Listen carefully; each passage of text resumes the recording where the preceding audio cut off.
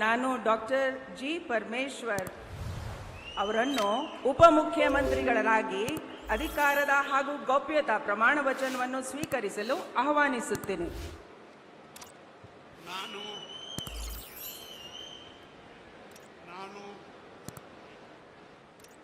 Doctor G Parameshwara ಎಂಬ ಹೆಸರಿನ ನಾನು ಕಾನೂನಿನ ಮೂಲಕ ಸ್ಥಾಪಿತವಾದ ಭಾರತದ ಸಂವಿಧಾನದ ವಿಷಯದಲ್ಲಿ ನಿಜವಾದ ಶ್ರದ್ಧೆ ಮತ್ತು ನಿಷ್ಠೆಯನ್ನು ಹೊಂದಿರುತ್ತೇನೆಂದು, ನಾನು ಭಾರತದ ಸಾರ್ವಭೌಮತ್ವವನ್ನು ಮತ್ತು ಅಖಂಡತೆಯನ್ನು ಎತ್ತಿ ಹಿಡಿಯುತ್ತೇನೆಂದು ಮತ್ತು ಕರ್ನಾಟಕ ರಾಜ್ಯದ ಉಪಮುಖ್ಯಮಂತ್ರಿಯಾಗಿ ನನ್ನ ಕರ್ತವ್ಯಗಳನ್ನು ಶ್ರದ್ಧಾಪೂರ್ವಕವಾಗಿ ಮತ್ತು ಅಂತಃಕರಣಪೂರ್ವಕವಾಗಿ ನಿರ್ವಹಿಸುತ್ತೇನೆಂದು ಭಯ ಅಥವಾ ಪಕ್ಷಪಾತವಿಲ್ಲದೆ, ರಾಗದ್ವೇಷವಿಲ್ಲದೆ ಎಲ್ಲ ಬಗೆಯ ಜನರಿಗೆ ಸಂವಿಧಾನಕ್ಕೆ ಮತ್ತು ಕಾನೂನಿಗೆ ಅನುಸಾರವಾಗಿ ನ್ಯಾಯವಾದುದನ್ನೇ ಮಾಡುತ್ತೇನೆಂದು ಡಾಕ್ಟರ್ ಅಂಬೇಡ್ಕರ್ ಅವರ ಮೇಲೆ ಪ್ರಮಾಣ ಮಾಡುತ್ತೇನೆ.